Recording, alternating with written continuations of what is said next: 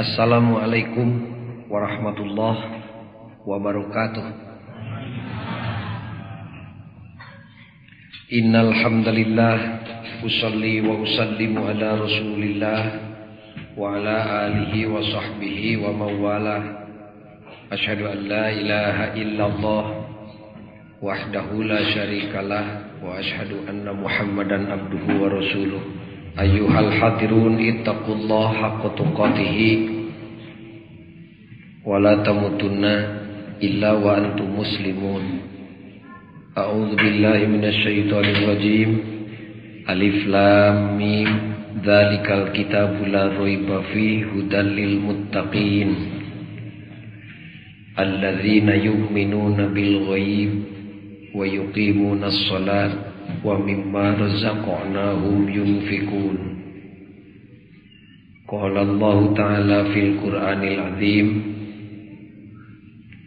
Alimul ghaib fala yuzhiru ala ghaibihi ahada illa man irtada mir rasulin. Al-ayah. Dina ieu kasempetan urang coba-coba nyaritakeun masalah gaib. Ari riung ngeunana mah sejak mieling diturunkeunana Quran. Tapi entong langsung nyaritakeun gejretna Al-Quran nu mimiti diturunkeun da geus pada uninga. Urang nyaritakeun eusi Quran bae. Ngantong dicaritakeun kabehanana moal mahi waktuna. Urang caritakeun sakecap bae, urang nyoba-nyoba ngabahas masalah gaib.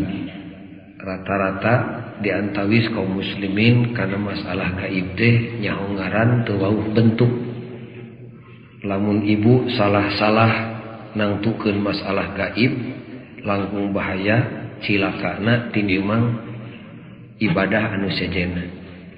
Kulantaran urang kana gaib teu pati uninga kana bentukna tungtungna mah ku gaib teh lamun sieun teu make ilmu. Lamun cinta teu make ilmu. Lamun ngewa kana gaib ngewa teu make ilmu. Kumargi sakitu dina ieu kasempetan sim kuring ngahaja rek nyaritakeun masalah gaib sugan ku ieu katerangan urang sadayana teu tulus ti tajongna kana kamusyrikan. Naon atuh ari gaib teh Pak Ghazali? Gaib teh mun bahasa Ciateul anu lempeng nama setiap nu aya teu kadeuleu eta teh gaib. Apa yang ada tetapi tidak nampak di pelupuk mata itu namanya gaib. Sakur nu aya teu katempo gaib teh heulaanan mah kitu we heula. Sim kuring gaduh pun biang, indungna pun bojo di Surabaya. Aya keur naon nya ayeuna? Adu kateuing gua keur nuang kolek sugan. Eta teh gaib ngaranna. Hari para menteri aya di Jakarta gitu. Aya keur naon nya ayeuna buat teuing tas taraweh cara urang.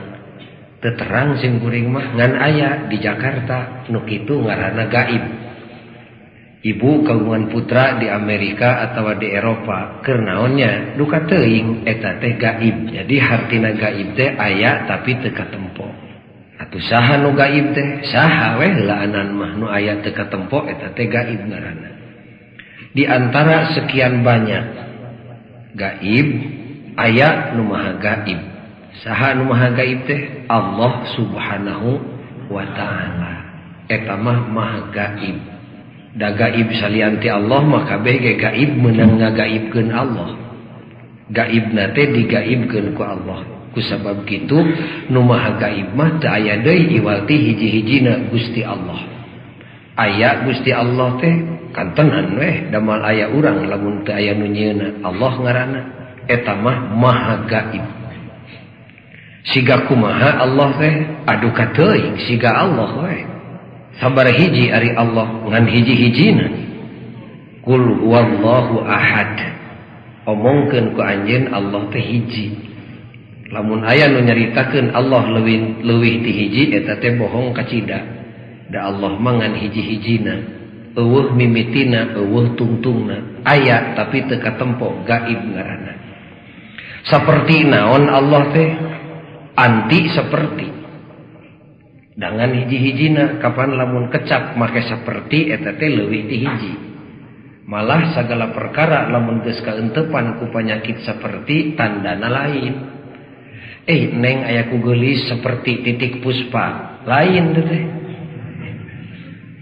Da titik puspa nu nyaan mah teu make seperti. Pagojali mah jangotna teh manis seperti eme, moal amah. Sim kuring teu kasinggung da lain eme sabab eme nu nyaan mah teu make seperti. Allah mangan hiji anti seperti. Catet taku ibu ti ayeuna dugi ka sakaratul maut. Allah mah anti seperti. Laisa kamislihi syai'un. Eueuh contona dek dicontohkeun jeung naon dangan hiji-hijina. Teu anakan teu incuan ngan hiji-hijina. Lam yalid walam yulad walam yakul lahu kufuwan ahad. Catet taku ibu ku bapa insyaallah ku sim kuring tepi ka maut catet. Sabab bejana setan teh masih keneh diberi kesempatan ku pangeran pikeun ngagoda manusia anak incu Nabi Adam tepi ka sakarat. Tadi dinya dina ujian akhir setan ngagoda di belah kenca. Anakeuna ka jelema nu ipis iman bari teu boga ilmu ujug-ujug gejlok we. Ceuk setan teh tah ieu pangeran maneh nu diteangan ti bareto teh. Heueuh gejlok we cilaka. Cicing teh bejana setan teh dibelah kenca, kencaeun jelema nu sakarat. Garapek tingali mun aya jelema nu sakarat sok dengdek ka katuhu, dengdek ka kenca. Lamun dengdek ka kenca kitu pek ganyel ku angel terus we ngenca. Entong angel cokot we dongkrak mobil ngenca. Lamun ningali kulawarga nu saperti kitu, ibu kedah engal-engal, bapak engal abdas terus netepan salat sujud ngejerit ka Allah mugi-mugi eta nu sakarat Gusti ditebihkeun tina panggodana setan. Nu matak jelema nu sakarat kudu ditungguan ku jelema anu ngarti. Di dinya mah pan payu mang lebe teh nya. Lebe ustad payu digeroan kuno boga dulur keur sakarat mah. Di dinya pisan geuning kaum muslimin sok rewel ari dek ngasupkeun ka rumah sakitnya. Ulah ka rumah sakit eta, ulah ka rumah sakit itu, kade ulah kadinya, kudu kadieu. Sanes masalah obat, sanes masalah medis, tapi hariwang ditakdirkeun ajal di dinya eueuh nu mingpin keur sakarat, datang setan ngagoda, gejlok koloyong musyrik we. Kumargi sakitu ti ayeuna keneh ku ibu catet dina mana Allah pangeran urang nu nyiptakeun bumi jeung langit, nu kagungan bumi jeung langit. Allah teh ngan hiji-hijina eueuh contona la ta'khuduhu sinatu wala naum. Allah mah tara kaentepan ku panyakit nunutan. Da sim kuring mah teu hayang boga pangeran sok nunutan. Mung rugi urang keur ngadoa anjeunana keur kulempan cilaka meureun urang. Dasim kuring mah ridho soteh bogoh soteh boga pangeran ngaranna Allah tara nunutan tur beunghar. Beungharna teh lain di bumi wungkul, lain di langit wungkul, lain di dunya wungkul, lain di akhirat wungkul. Tapi beungharna teh di dunya jeung di akhirat, sabab dunya jeung akhirat kabeh kagungan anjeunanana. Lahu ma fis samawati wa ma fil ardi. Eta pangeran urang teh catet reketek dina manah beungkeut ulah coplok deui. Tatas salateh tiap-tiap ibu tas netepan ngejerit ka Allah syukur mun bisa bari sujud hayang dikuatkeun iman Islam ulah dicabut deui hidayah jeung taufik teh bisi cilaka tadina keur ngora tengah tuwuh memeh maot ngaku Allah ngan hiji ari geus sakarat dijongklok kagoda ku setan. Eta nu mawi jejeritan hayang ulah dicabut deui hidayah. Doa napan aya dina Quran Rabbana la tuzigh qulubana ba'da idh hadaitana wa hab lana min ladunka rahmatan innaka antal wahhab. Nun Gusti hidayah taufik paparin Gusti teh ulah dicabut deui sing pageuh dina ati jisim abdi sareng pun anak pun incu salaki pun bojo baraya jeung tatangga. Pangsul deui jadi saha eta teh nu disebut bieu teh Gusti Allah Subhanahu wa taala. Pangeran urang nu ngan hiji-hijina. Di mana pagojali tong nanyakeun di mana moal kajawab. Eta mah gaib, maha gaib. Allah Subhanahu wa taala nu maha gaib teh ngadamel makhluk dua rupa, ngadamel makhluk nu beungkeuleuk di antawisna urang, ieu teh dadamelan Allah. Urang teh disebutna makhluk ari Allah nu nyieuna disebut khaliq. aya di dia Pak Abdul Khalik anu mawi bisi ibu atau bapak kagungan putra ngaranna Khalik teu sopan eta teh ka Allah lamun teu make Abdul jadi kudu make Abdul Khalik sabab Khalik teh jenengan Allah nu nyiptakeun alam semesta dijieun ku Allah bumi jeung langit sagala jijieunana disebut makhluk Allah dibagi dua rupa aya nu bungkeuleuk di antawisna seperti urang aya oge nu teu bungkeuleuk disebut gaib ku sabab kitu atuh makhluk Allah teh aya anu gaib mana wae pagojali makhluk Allah nu gaib teh seueur hese ngitungna beak tepi ka subuh ge beak waktu dugi ka subuh moal kahitung sadayana seueur makhluk Allah nu gaib teh dina kasepentan ieu mah urang jojoan we hiji-hiji nu ku urang sakapeung waktu sok digugu panitahna didinya urang ti jongklok kana kakaliruan makhluk Allah nu gaib teh seueur di antawisna bae ta ayeuna mah pek make di antarana ari ka Allah mah ulah kieu Allah teh maha gaib seperti di antarana salah tah mah da Allah mangan hiji-hijina ari ka makhluk Allah mah pek bae Allah nu maha gaib teh nyieun makhluk aya nu bungkeuleuk aya nu teu katempo disebut gaib makhluk Allah teh loba nu gaib di antarana pek ngomong kitu saha di antarana pagojali makhluk Allah nu gaib teh malaikat saha pagojali malaikat teh makhluk naon makhluk teh nu dijieun saha nu nyieunna Khalik saha Khalik teh Allah subhanahu wa ta'ala aya malaikat teh lain aya gereyek loba keneh malaikat tinimang manusia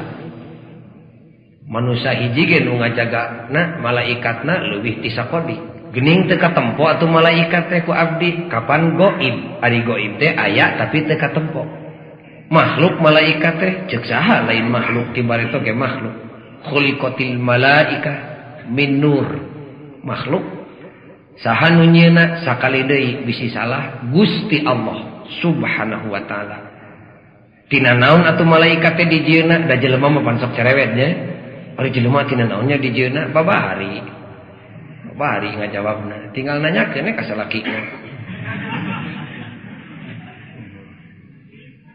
ari malaikat tina naon dijieuna tina nur ku sabab kitu malaikat teh bangsa ruhani roh ngaranna sumun pan roh teh loba ada abdi oge roh manusia teh kapan terdiri tina fisik jeung psikis manusia teh aya jasad aya roh ari malaikat roh pagojali roh cara urang aya rohan sami manusia boga roh malaikat ge boga roh ngan malaikat eueuh jasad roh naon ari malaikat sarua jeung urang rohna beda di pelebah mana bedana malaikat mah rohna teh suci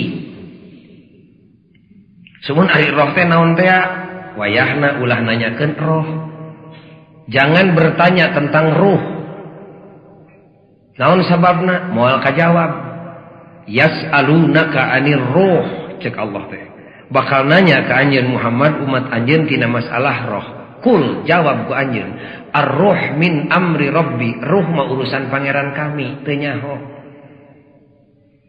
jadi lamun aya jelema nu popohoan kana roh nyanyahoanan kana masalah roh eta teh bohong ka bina-bina roh mah urusan pangeran kami moal aya nu nyaho manusia mah kana roh bisi nu aranom jig teu seueuh ku pertanyaan ayeuna jig taroskeun tu ka para profesor anu mastakana pahili jeung bujur monyet nu direnten pek sor gitu ari roh naon moal ngajawab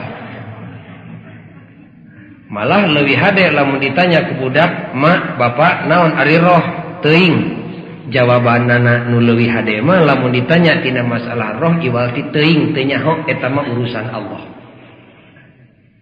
ta malaikat mah rohna teh kudus naon kudus teh suci beda jeung urang rohna teh kudus dibacana teh dihijikeun we disebut ruhul kudus jadi roh nu suci tadina agama Kristen mah ruhul kudus teh disebutna pangeran nomor 3 eta teh Allah Bapa Allah Putra ruhul kudus cenah dina Islam mah malaikat mah lain pangeran nya ngaranna teh ruhul kudus naon ari ruh roh teh. Naon ari kudus suci teh. Jadi roh nu suci lain pangeran tapi makhluk dijieunnan pangeran. Makhluk dijieunnan Gusti Allah. Di mana ayana teuing nah disebut teu kadeuleu kapan gaib. Sarua gaibna jeung Allah kasidah henteu na Allah mah anu nyieun malaikat nu dijieun. Nah sarua kitu kursi jeung tukang nyugu kursi. Malaikat mah makhluk Allah ngan peda gaib terdiri tina roh tapi rohna kudus suci ku sabab kitu disebut Ruhul Kudus. Cek Kristen mah Allah Bapa nu nyieun Allah Putra Nabi Isa Ruhul Kudus malaikat disebut we kabehanana pangeran. Omat da urang kapalang jeblok geus jadi muslimin di baheula eta teh cek urang mah lain dan nurutkeun Islam mah malaikat mah lain pangeran tapi jijieunnan pangeran. Roh ngan kudus suci. Suci tina naon? Susah ngajawabna di payunan budak mah. Kantos simkuring baheula keur ngaji di pun bapa. Da ceuk batur mah pun bapa teh kiai bejana. Keur nyaritakeun malaikat suci cing teh Pak ari malaikat teh suci cenah puguh we. Suci kumaha? Ari ngawalerna teh mani pondok pisan tara palangan kitu. Tara udur sasih, tara menstruasi. Harita mah jawaban sakitu seueuh we. Budak baheula mah da tara cerewet. Oh nya suci sakitu we. Lamun budak ayeuna mah dijawab kitu calawak. Nah make tara palanganna awewe malaikat teh pan kitu meureun.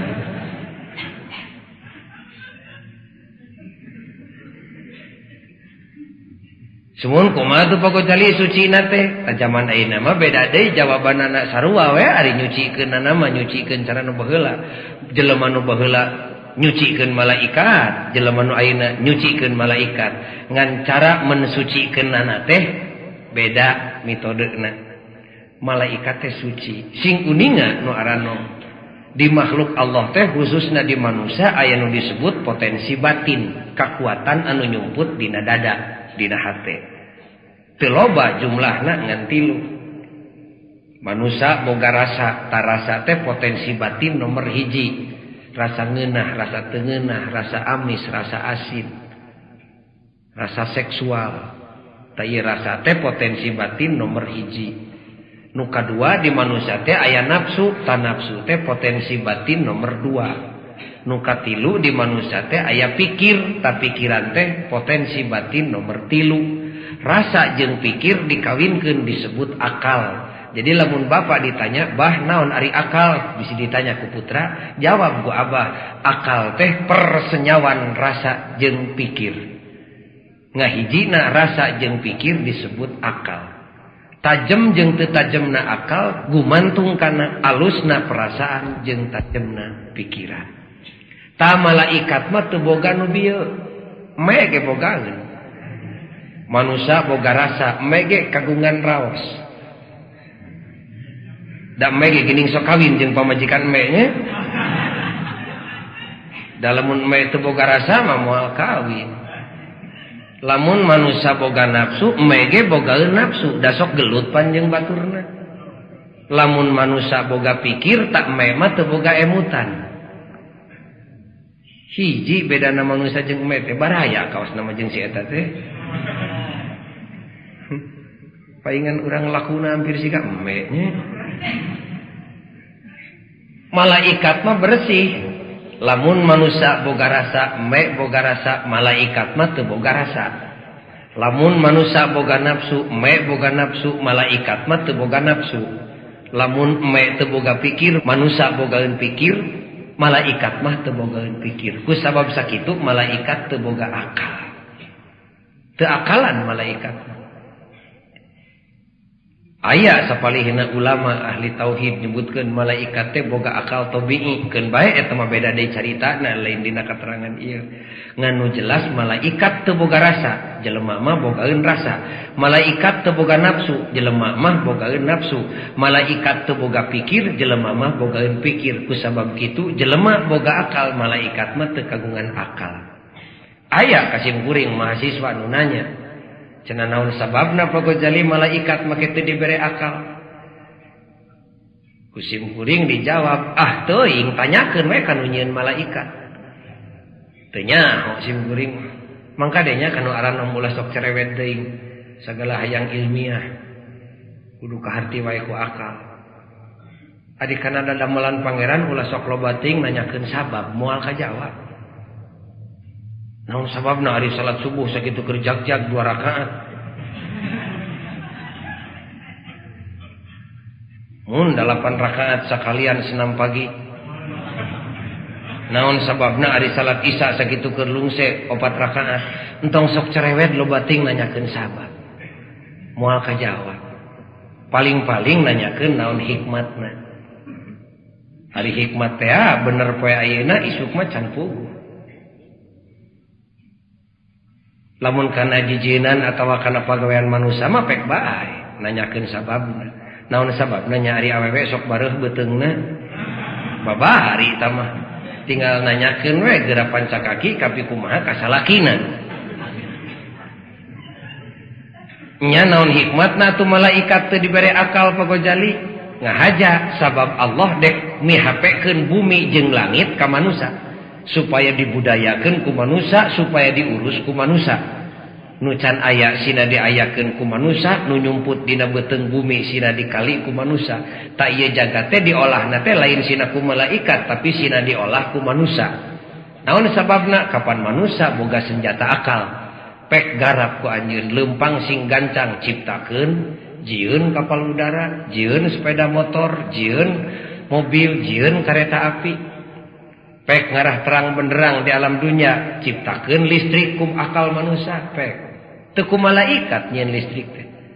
Jadi hikmatna manusia diberi akal teh lantaran manusia diangkat jadi khalifah fil ardi, jadi pemimpin di bumi. Malaikat mah sina ngaladenan manusia. Teu dipihapekeun ka malaikat. Kusabab sakitu malaikat teh dibere akal. Malah aya nu ngadesek ka sim kuring budak ora, cenah teu ngarti pagojali malaikat make teh dibere akal, cetena atuh. Tanyakeun we ka nu nyieunna. Samuhun naon sababna? Cing teh atuh cing kaharti we ku akal lamun malaikat dibere akal piraku teu usul ka Mendikbud ka Jakarta hayang ngadegen ITB jurusan malaikat. Lamun malaikat ngadegen ITB misalna wacilaka. Engke malaikat bakal nyieun nyuklir. Di mana malaikat nyieun nyuklir bakal terjadi interaksi sosial antara manusia jeung malaikat. Terus bakal babadamian. Terus bakal nyieun duta jelema di negara malaikat. Malaikat bakal nyieun duta di negara manusia. Sakali waktu bisa nyieun perjanjian antara manusia jeung malaikat, kerjasama di bidang sosial, politik dan ekonomi gitu kadituna. Di mana geus nyieun perjanjian piraku make jeung kudu langgeng sakali waktu mah kudu jalir janji manusia. Di mana jalir janji pan terjadi perang, di mana perang manusia jeung malaikat cing saha kira-kira nu bakal eleh? Kapan manusia meureun? Malaikat nyieun nyuklir, manusia nyieun nyuklir ger perang. Manusia dibedil ku nyuklir malaikat piraku teu ledis. Manusia rek ngalawan ngabedil ka malaikat, malaikat leungit pan licik mun kitu.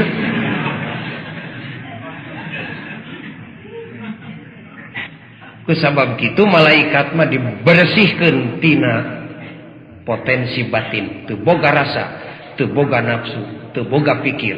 Malaikat mah suci we, eueuh deui pagawean iwalti yakhafuna rabbahum min fawqihim wa yaf'aluna ma yu'maru. Malaikat mah ajrih we, isin ku Gusti Allah. Nu ngarajaan aranjeunana nu ngarajaan urang. Di mana ditugaskeun ku Allah tara sumingki, tara bangkeura teu asati, tara kaleken, tara hararese ceuk Allah, ngidul ceuk Allah, ngaler. Malaikat mah ceuk Gusti Allah naik, ceuk Allah turun. Da eueuh digawe iwati yaf'aluna ma yu'marun, migawe jeung ngagarap naon nu dipiwarang ku Gusti Allah. Suci bersih. Suur tugasna malaikat teh ibu, nu matak dibersihkeun tina rasa, dibersihkeun tina nafsu, dibersihkeun tina pikir, dicoplokeun tina akal, tapi kan disebut kudus, loba gawe malaikat. Aya malaikat anu narik panon poe. Pelenyeng panon poe ditarik ti wetan ka kulon. Zalika taqdirul azizil alim. Kakawasaan Allah ditugaskeun ka malaikat. Dina surat Yasin pan sok ngaos Yasin lain ibu osoknya komo arikeun gede hutang mah. Lasyamsu yanbaghi laha an tudrikal qamar walal lailu sabiqun nahar wa kullun fi falaki yasbahun. Malaikat nu narikna. Ta malaikat keur narik panon poe teu panaseun. Naon sababna? Kapan teu boga rasa. Sugan duh berat Gusti, teu berateun. Kumaha nitahna we tarik. Sok aya jelema nu maksudna dek melaan kasucian malaikat tapi teu pati make ilmu, tungtungna ngaruksak malaikat. Pokna teh malaikat teh di mana geus magrib teh terus lapor ka Gusti Allah. Gusti, abdi teh hayang eureun narik panon poe teh. Sebel ada orang Bandung teh geningan malurtad wae. Lamun kitu malaikat boga rasa. Kata susah, tara kitu. Malaikat mah di mana geus beres tugas sujud lapor ka Gusti Allah. Parantos Gusti dilakonan. Gawekeun deui, digawekeun deui. Aya malaikat nu tugasna sujud Ibu. Ti mimiti dijieun bumi jeung langit tepi ka kiamah nu bakal datang sujud we. Teu nyerian cangkeng. Naon sababna? Kapan kudus teu boga rasa, teu boga nafsu, sujud we. Pan urang mah dititah tarawih 11 rakaat ge. Suku ngeusin darerak dek kabeh lin. Aya malaikat anu tugasna tawaf ngurilingan aras Allah. Kitu ceuk sapalihna ahli tafsir. Ti mimiti nu maha suci ngadamel manusia, inni ja'ilun fil ardi khalifah, terus malaikat ngawaler ataj'alu fiha may yufsidu fiha jeung saterusna. Allah ngawaler deui inni a'lamu ma la ta'lamun, harita keneh malaikat sujud, harita keneh tawaf ngurilingan aras Allah. Hari lumpat malaikat teh Ibu mun nyambut nyawa di Inggris jeung di Ciatel dina detik eta teu heseueun trek bareng jadi. Tangurilingan aras Allah ti mimiti di damel Nabi Adam tepi ka kiamah nu bakal datang aya nu can tepi kana star. Aya nu can meunang satengahna siga kumaha gedena aras nu maha suci. Sakitu malaikat lompatna tarik leuwih ti sinar, leuwih ti cahaya. Nu biasa. Ta kukulilingan ngurilingan aras teh teu capeun teu kesangan. Da kudus, suci, eueuh rasaan, eueuh nafsuan, eueuh pikiran. Aya malaikat nu tugasna ngirimkeun rezeki. Unggal subuh dikirimkeun rezeki. Kade rezeki teh lain duit wae, da ibu masak malotot kana duit we. Unggal subuh ngirimkeun rezeki ka unggal jelema. Kirimkeun we rezeki. Malaikat tara korupsi. Naon sababna? Da teu butuh. Lamun malaikat teu suci, tegasna dibere rasa, dibere nafsu, dibere pikir, dititah nganterkeun rezeki, piraku teu dipaling heula keur anakna meureun. Ceuk malaikat ini mang dikajelemakeun aing ge butuh pan kitu meureun. Malaikat mah teu butuheun. Eta kudus teh ngaranna teh. Aya malaikat tugasna nyabut nyawa.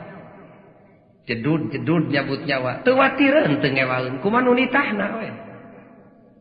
Sugan duh ieu mah yeuh Firaun ye urang nod-nod. Teu. Cek Allah cabut, sakitu derajat cabutna, sakitu sing nyerieun. Ulah karasaeun, teu karasaeun. Kumaha nu nitahna we.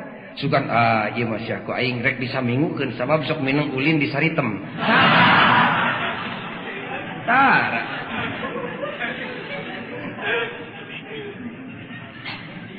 Sugan cek malaikat teh, tah ieu mah DKM, ieu urang lalaunan we, watir DKM ieu mah. Tarah. Kumaha nu nitahna we, cek Allah cabut nyawa sing karasaeun nyerina, cabut.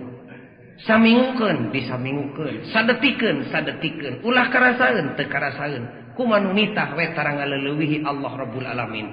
Yakhafuna rabbahum min fawqihim wa yaf'aluna ma yu'marun.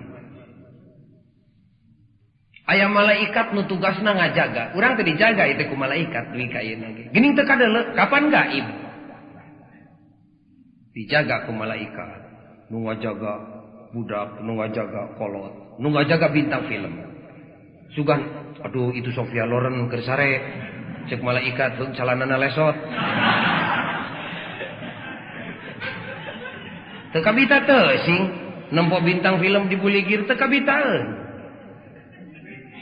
ngan aya dina katerangan hadis lamun katingali orat awewe malaikat teu datang. Anu mawi di mana bapa tengah beuting keur wiridan keur tahajud keur ngajerit ka Allah wayahna ibu kurungan oratna tutupan. Pan kungsi malaikat Jibril sumping ka Kangjeng Nabi mundur deui lantaran Siti Khadijah katingali oratna tutup cek Nabi tutup raraina jo sumping. Makaning pada nama teu tamat lamun di imah teu make gambar anu ditaranjang teh nya. Cepul wiridan seutik men rezeki sing gede. Ayeuna pisan papelengkingan 7 mulut didinya. Mal didangu ku Allah atuh da puguh prajeun pamajikan ditutup oratna gambar dibuligir didinya. Ta malaikat mah teu kabitaeun nempo bintang film. Teu sebeleun nempo nu ngagoler di jalan. Kumaha Allah we? Allah benuh, malaikat benuh. Allah nyaat, malaikat nyaat. Aduh, lamun malaikat diberi rasa, kawasna parawan beak ku malaikat.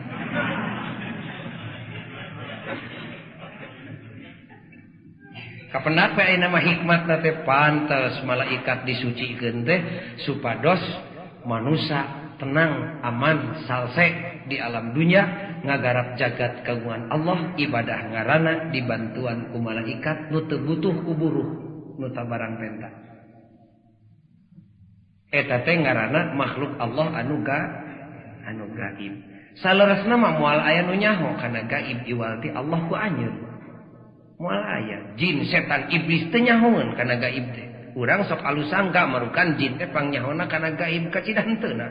Pangbelet-beletna makhluk si eta.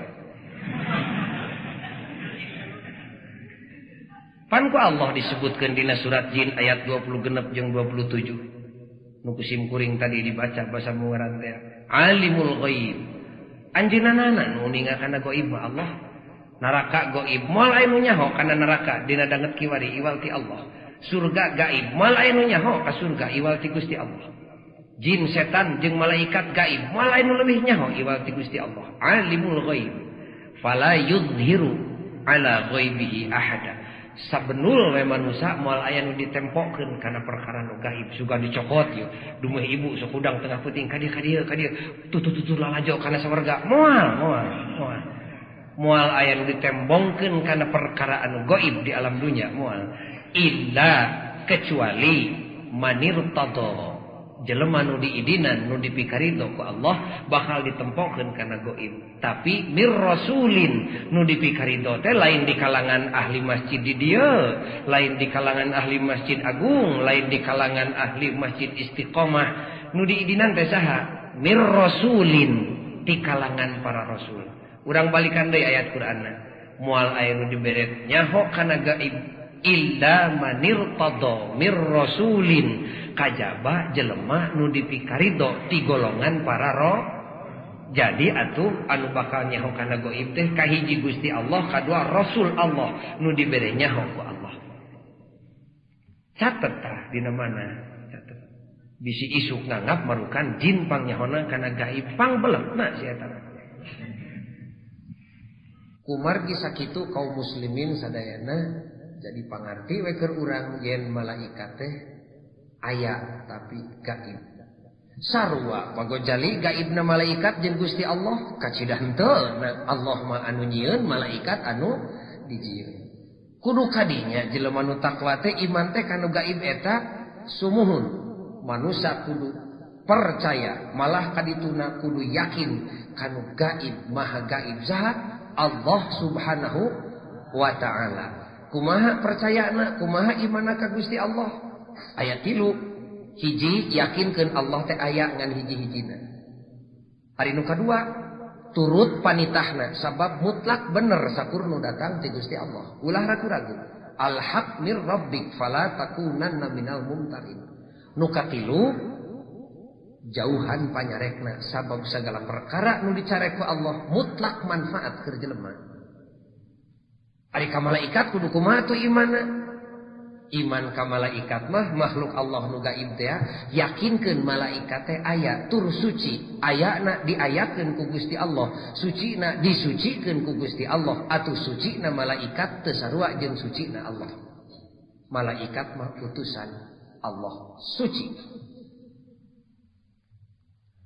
dua tah nu katilu ayeuna makhluk Allah nu gaib teh malaikat wungkul pokok jali bisi nanya saha seueur saha deui atuh iblis awas ya makanya ibu sok sosobatan jeung si eta iblis naon ari iblis teh makhluk naon makhluk teh nu dijieun saha nu nyieunna khaliq saha khaliq teh Allah Rabbul Alamin nah iblis teh meunang nyieun Allah kantenan we na saha nu bisa nyieun iblis iwalti Allah tina naon dijieunna tanyakeun we ka Allah ngan anu jelas iblis teh deui kaasup kelompok ruhani bangsa roh keneh bae sarua roh iblis jeung malaikat kacidah henteu malaikat mah kudus disebut ruhul kudus roh nu suci ari iblis mah roh keneh ngan pedah teu suci malaikat itu ruh yang suci iblis itu ruh yang tidak suci tidak kudus lamun manusia boga rasa iblis ge boga rasa malaikat mah teu boga rasa lamun manusia boga nafsu iblis ge boga nafsu malaikat mah teu boga nafsu lamun manusia boga pikir iblis mah teu boga pikir ku sabab sakitu atuh cucugik iblis ge teu boga akal keneh bae tetep wae mulia manusia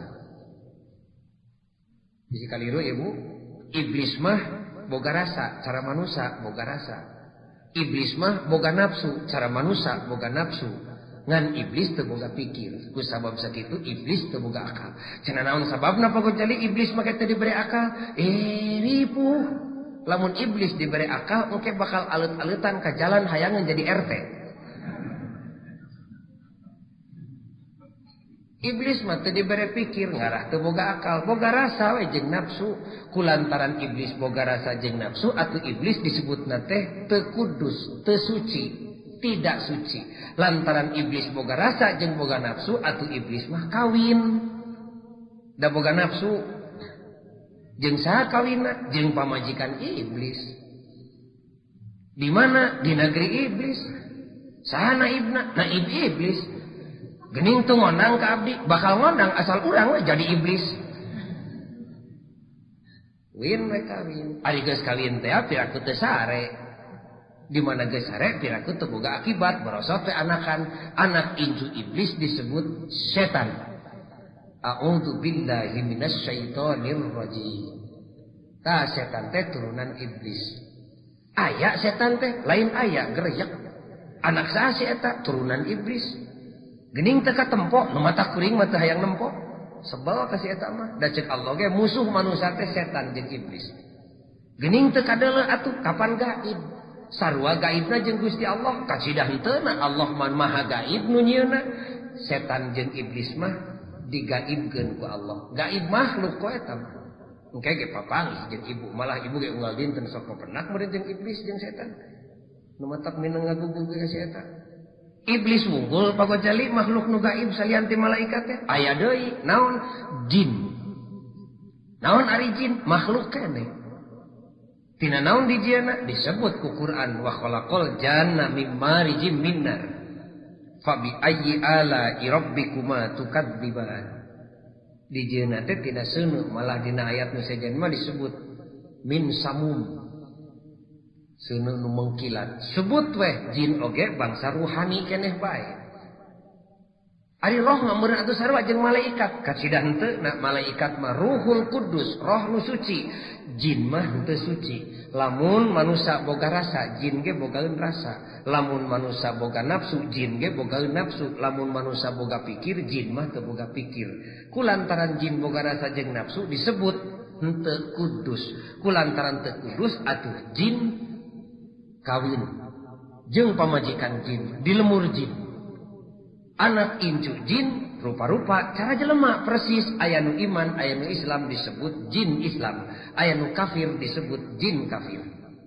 nu matak ceuk Allah dina ayat nu sejen disebutkeun teu samata-mata kami nyieun jin jeung manusia angin supaya ibadah ka kami wa ma khalaqtul jinna wal insa illa liya'budun aya jin Islam nu iman nu Islam disebut jin Islam nu kafir disebut jin kafir hayang teuing wawuh jeung jin, boro-boro jeung nu kafir jeung nu Islam ge tong pati wawuh.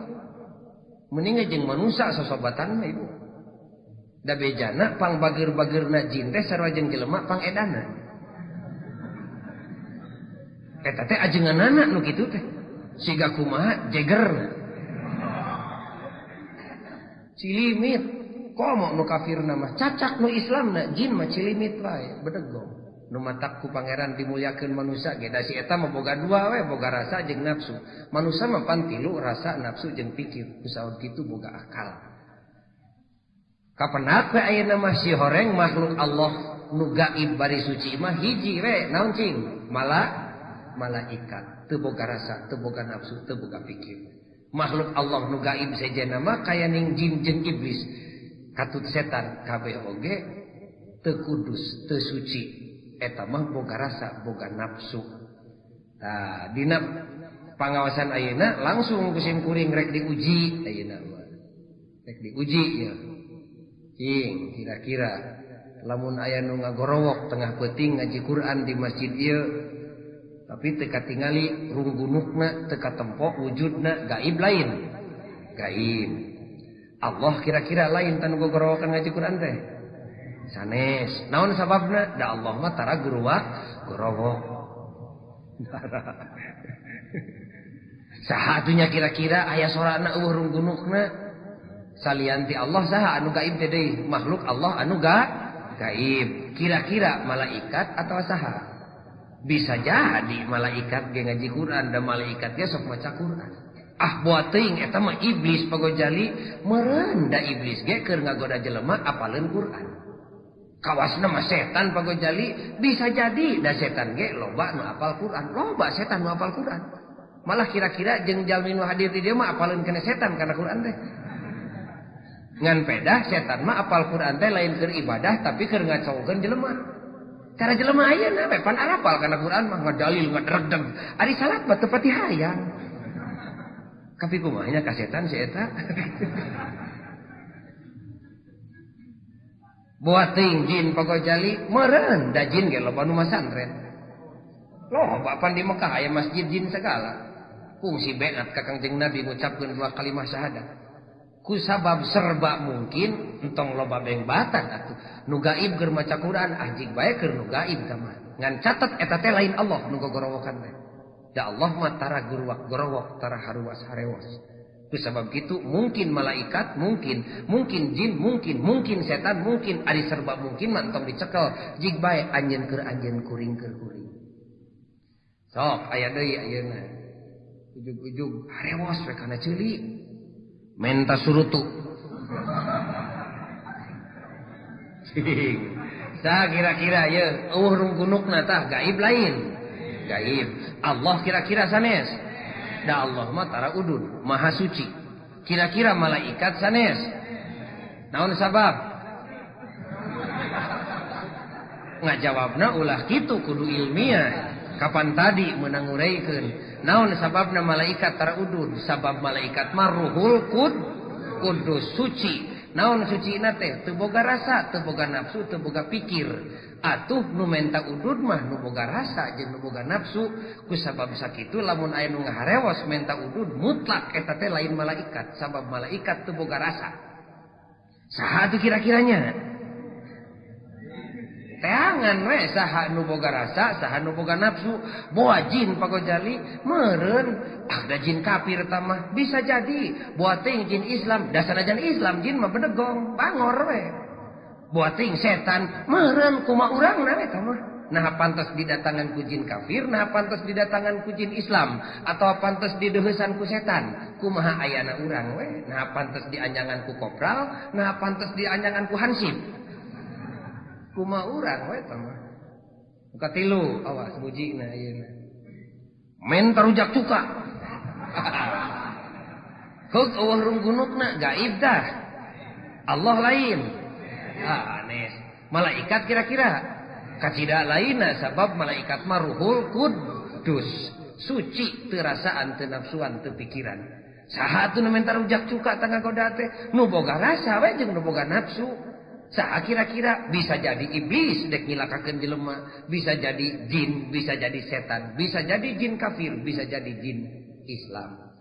Diturut we ku ibu teh panitah nu gaib teh nu menta surutu jeung nu menta rujak cuka teh tah wayahna ayeuna mah ibu teh midua mengkol mang nyanungkeun ka Gusti Allah. Allah diturut, setan oge diturut, tetulus atuh takwana teh sabab pigi jeleg dina kaimanan. Eta kahartos ieu mangsan mah ya. Didinya makanya urang mani minum nurut ka si eta teh. Ari ngaku urang mah nya Allah tengan hiji tapi ari kumaula ka Allah dikaulaan iblis oge sakabung waktu mah sok diladenan. Nyata salah urang we kumargi ilmu teh atuh. Jeung si eta nomor hiji mah bedas teuing ngagodana. Bedas ngagodana teh. Model ibu ari ngangkeun mah kagungan saroge teh hiji. Sabaraha hiji ibu salaki teh? Hiji. Hiji kabeh ge awewe mah salaki teh awewe boga salaki dua ngaran urang Islam mah. Sabaraha boga salaki? Hiji. Pok we ka salaki. Bapana anjeun teh salaki kuring teh tapi wayahna bapana sing sabar. Itu geuning tatangga teh pamajikanna gering geus bulan malen ayeuna keur di rumah sakit watir salakina keungeun sorangan. Rek di baturan we ku kami dua peuting mah. Kira-kira awewe naon tah? Piraku talakna ge teh dibikeun tiluanana. Ari ngaku salaki ngan hiji-hijina, ari baturan sare kaunggal imah. Ari nu diaku Allah teh ngan hiji, la ilaha illallah. Tapi panitah Allah digugu, panitah setan oge digugu. Ngaranna eta teh mang nyandungkeun ka Gusti Allah. Ari mang nyandungkeun teh midua, ari midua teh bahasa agamana disebut musyrik. Tah urang mah mangkaning nyaeta kulantaran disebut gaib teh manisieun ku jin jeung ku iblis teh. Da malah salaki ge jadi nomor 2 ceuk salakina teh cik indungna meuli gudang garam sabatang mah kami teh tas ngahakan jengkol ieu teh bau ka ditu da buncelik awewe panon teh siga dikeluncat. Kawas gede ngalah duit teh. Kitu. Ngabalanjaan teu pira ukur 1000 jeung hayang rokok sagala ngajedog ka salaki teh teh. Gelepek we tatangga kasurupan, menta surutu, kan gitu. Da singgil harita keneh awe mah. Ujang, enggak, mesin surutu itu nu gaib balik surutu. Tapi ka eleh salakina nu bungkeulek bari mulya tur kudu diajenan cek Allah, tapi ka eleh dititah ku iblis. Kapenak ayeuna mah. Jadi si horeng nu sok barang penta teh lain Allah, lain malaikat. Saha pilih we di antara nu gaib tadi teh bisa jadi iblis, bisa jadi setan, bisa jadi jin, bisa jadi jin Islam ngagoda, bisa jadi jin kafir ngarah ti jongklok. Tah ti semet ayeuna mah geus kauninga keteranganana wayah na ibu lamun geus aku Allah hiji turut we panitah Allah. Cek Allah ulah didenge deui panitah ti nu gaib nu sejenna salian ti kami mah turut we kami. Kami marentah ka anjeun. Ka marentahna teh ka manusia. Geuning teu dongkap ka abdi wahyuna, damal dibikeun ka unggal jelema tapi dibikeun ka pusatna, gebro we di ka Kangjeng Nabikeun. Di antarana marentah puasa. Ya ayyuhalladzina amanu kutiba alaikumussyam kama kutiba alal ladzina min qablikum la'allakum tattaqun. Nu ariman paruasa cek Allah. Kasatan itahna teh ka manusia. Geuning ka abdi mah teu dongkap eta nu ngirim ayat teh ka Kangjeng Nabi. Sanu ngirimkeun ka Kangjeng Nabi? Malaikat anu mata nurut kana parentah Rasul Allah teh eta teh berarti nurut ka Allah jeung ka malaikatna Gusti Allah. Salian ti dinya mah tong didenge deui ari hayang salamet mah dunya akhirat. Kasimpulan dina keterangan anu munggaran ieu yakinkeun dina manah nu kahiji Allah Maha Suci Maha Gaib. Moal aya nu uninga kana gaib iwalti Allah jeung Rasulna nu diidinan ku Allah. Alimul ghaibi fala yuzhiru ala ghaibihi ahada illa man irtada mir rasulin. Kusabab katerangan nu bieu catet dina mana uteuk tongo walang taga jin iblis jeung setan moal aya nu nyaho kana gaib iwalti Allah jeung Rasulna atuh kade tong loba teuing puhupa PHP ka setan da si eta mah pang belet-beletna makhluk. Da urang mah teu da mani ka setan teh pohara manisieun ari setan begang teh. Ari ngaliwat kana pangambung sarogena mah ka badug meusan wae mah hampura we bapana. Tapi ka ngocor getih tina irung salaki. Ka badug gu sampean pamajikan da buku sampeanna rajet sida meunang ngobras atuh. Kumaha jawabna hampura we bapana hampura ka badug setik wae mah. Aing ngalangkung kanu para roek masih si walungan tapi kadengdek pan. Irung teh hampir diasah kana tanu punten. Amit-amit ulah jahil kene aya paranti abdi teh ka dieu. Ngiring ngalangkung nu kagungan di dieu kitu pokona teh. Nah nu si eta gitu. Da lain nu si eta kapan disebut ku ibu bumi jeung langit teh kagungan Gusti Allah. Lahu ma fis samawati wa ma fil ardi ceuk biwir. Nah hari isu punten nu kagungan di dieu nah jadi naon si eta di dinya teu jadi RT teu jadi hansip tapi semet ayeuna catet entong kagaleongan deui nu kahiji Allah Maha Gaib Khaliq nu nyiptakeun bumi jeung langit katut sagala eusina. Allah nyiptakeun makhluk nu gaib. Saha di antawisna malaikat. Kudu percaya kana ayana malaikat. Lamun ibu teu percaya kana ayana malaikat, rek kumaha percayana kana Quran? Kapan Quran teh wahyu Allah dianterkeun ku malaikat. Nu kadua makhluk Allah nu gaib teh saha? Jin. Iblis, setan, eta ge kudu diyakinkeun si eta teh aya ngan ulah diturut panitahna tong didenge panyarekna si eta keur si eta urang keur urang. Insyaallah ku jalan kitu bakal salamat. Hadirin kaum muslimin anu mulia, uraian simkuring sajam persis anu leresna eta teh tina agama nu kaliruna mah tina kakaliruan simkuring sorangan. Muga-muga Allah ngahampura. Dina kesempatan anu mulia ieu simkuring atas nama pribadi sareng kulawarga, atas nama Majelis Ulama di Kota Madya Bandung jeung di Jawa Barat. Deket-deket anak tales simkuring nama dongkap ka ieu masjid. Omat ibu ulah ngadakwa dina poe kiamat. Hampura teu kalongok ke simkuring ayeuna nama tiasa dongkap ka dieu. Muga-muga dongkapna simkuring ka ieu masjid sing jadi saksi dina poe kiamat yen simkuring nepungan para wargi nuduhkeun agama bari ngaweuteurkeun keyakinan. Nu hadir di dieu sadayana muga-muga hidayah jeung taufeekna ulah dicabut deui ku Allah Subhanahu wa taala. Sok urang ngadoa jeung simkuring tuturkeun sing ikhlas sing tartib. Bismillahirrahmanirrahim. Subhanakallahumma wa bihamdika wa tabaraka ismuka wa ta'ala jadduka la ilaha illa anta rabbi inni zalamtu nafsi faghfirli fa innahu la yaghfiru adz-dzunuba illa anta Allahumma innaka afuwun karim tuhibbul afwa fa'fu anni amin ya Allah ya rabbal alamin. Rabbana atina fid dunya hasanah wa fil akhirati hasanah wa qina adzabannar. Wassalamu alaikum warahmatullahi wabarakatuh.